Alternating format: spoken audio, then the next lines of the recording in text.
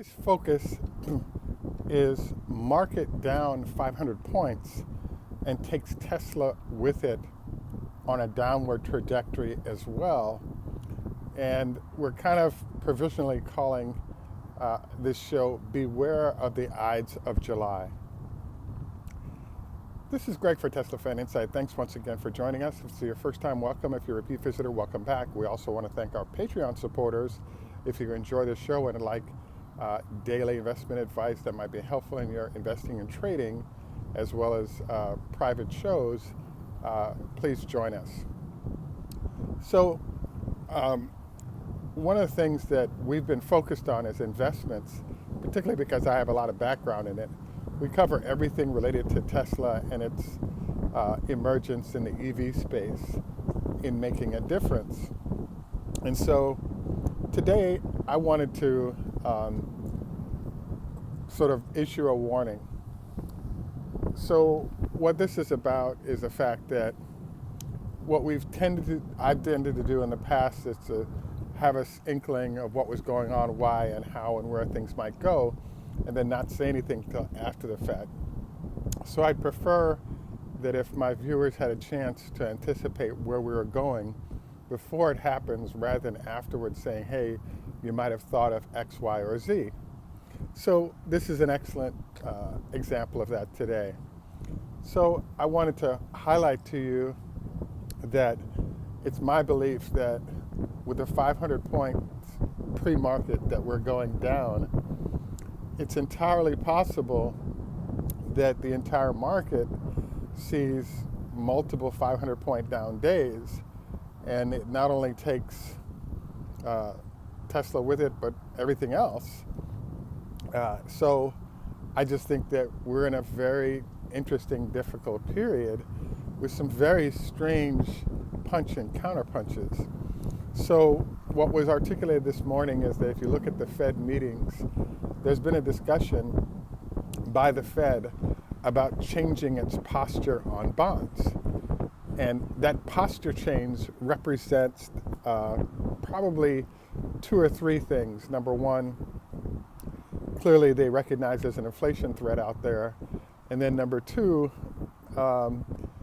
with that inflation threat in mind, they have to start the discussions to identify, well, how do we manage/deal with the threat of some possibilities in that space. So what's interesting is that the public statements made were fairly tepid, in that the feeling was that it wasn't a severe problem what we're seeing in the inflation space.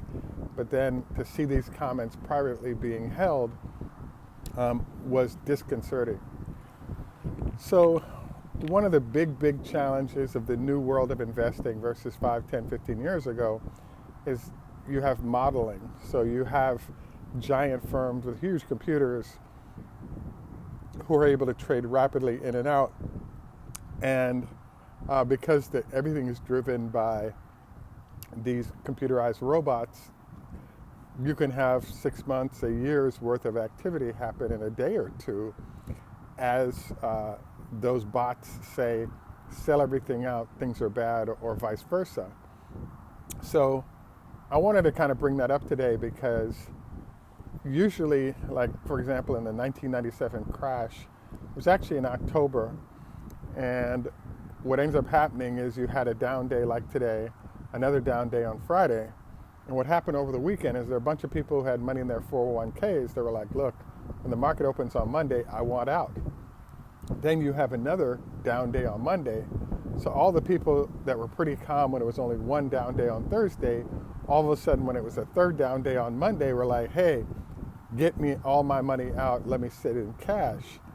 And that expulsion into cash resulted in the downdraft even getting worse. So, my thought here is, obviously you could look at it as an opportunity to buy, you could opportunity to hedge, maybe with some options, some puts going out a few months, or you could look at an opportunity to go to more cash. But the challenge is that I think we're going to be in a rocky period for the next 2 or 3 business days, and we'll know the answer, I think, by Monday on what's going to happen based on what happens Friday, then into Monday. But it can be helpful to sort of see where things are going and decide whether or not you want to go to more cash or hedge more or whatever it is you'd like to do. So one of the other things that's going on here is that, as you know, Tesla has a very high PE. So I'm working on a show right now that looks at the valuation of Tesla, and its trailing PE is in the 140 range, and its leading PE over the next 12 months is in the 160 range. So in an environment where most auto companies are trading at no more than 20 times earnings or have a 20 PE ratio, having Tesla be that lofty means that Tesla's on the list along with, call it Google, Amazon, all those other firms that are growing rapidly, where they're the first ones to be hit, because the assumption is that if anybody's going to be affected by a changing negatively economy, it will be those individuals or firms. So I wanted to sort of help you guys to think through what's going on here, because it theoretically could get very ugly for a few weeks and then somewhat roll back to some normalcy, particularly after we see that Tesla's numbers have been solid despite some of the economic threats we see going on here. So I did want to mention kind of a somewhat sidebar note that I was very surprised by this morning. There are two data points that are jumping off right now, and that is lumber prices are down 40%. They're still high. And then another data point I thought was interesting is oil, which was pushing $75, I guess headed for 80 yesterday, all of a sudden was down and headed to 70 today.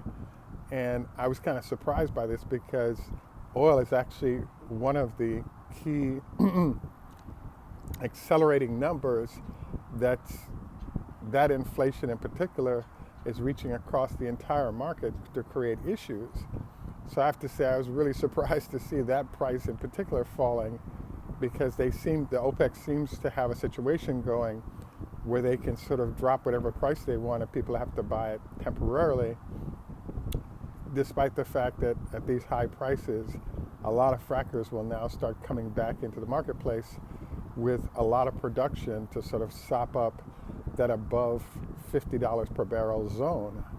So as you can see, there are some interesting conflicting data points lurking in the space currently. I'd say, as I said at the beginning of the show, I believe one of the most difficult challenges of investing right now is the degree to which one day where you are could be terrific, and the next day where you were yesterday is 50, 100 points, 10 or 15% on the stock gone in a 1 or 2 day period. So I think therefore it requires more attentiveness to your shares and investing and the process you're under, because the environment can change quickly and inflict huge losses and possibly huge gains in the process. Am I surprised by this? I'd say yes, and so is the market. That's why it's down so rapidly, because the anticipated abatement of inflation that the Fed had predicted is actually starting to happen in the examples I just gave with oil and lumber. So the question mark is, will they be in need of making some drastic changes that would be negative for the market at this point? And the answer is, that's why the market is down. So, I would say that one thing people do is go defensive. So drug stocks, particularly COVID manufacturers, seem to be doing well still, because there's a lot of variant and other things that are lurking out there. So there are all these variables that are sort of lurking behind the scenes that are potential challenges that I think it's a good idea to be aware of. And so being aware and having a plan and then executing that plan if we see those downdraft situations, I think is a great idea. Now, I do want to talk more, but we chose an outdoor location and the wind speeds are picking up related to the hurricane. So I think I'm going to make it a brief show today. Also wanted to remind you, please like and subscribe. We have a few SpaceX shares if there's interest. Also wanted to encourage you to make a point of noting our health tips in particular. Prior to lovemaking, try to eat no more than a salad to allow blood flow to be available for activities other than digesting food. Also wanted to encourage you to consider getting out in nature for something that's called forest bathing as a way to add to health in that fashion. So what I'm going to close with today is that there was a hurricane that came through the Tampa area recently, and this is one of the filming spots that I've enjoyed using over time. And I was kind of surprised because the scent is pretty bad here. So I'm going to end the show but go over to the water here, and I'm really surprised to see the volume of dead fish that are one of the byproducts of the hurricane, or almost hurricane, going by. It passed the area, but it seems like the fish didn't fare that well from the rough waters. At any rate, this is Greg for Teslafaninsight. Just German, au revoir French, Lehitro Hebrew, Chodah Hafez Farsi, Zdravstvuyte, Russian, Ni Hao Ma, Chinese, Konbanwa, Japanese, Namaste, Hindi, good day, our friends in Australia, hey there, our friends in Sweden, and in Jamaica we say enough respect, walk good man. Thanks for joining us and have a great day.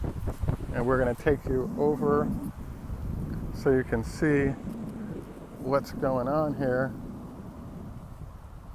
Wow. And all those little white spots you see are fish that passed away. So I would say that we're looking at, thousands of small fish.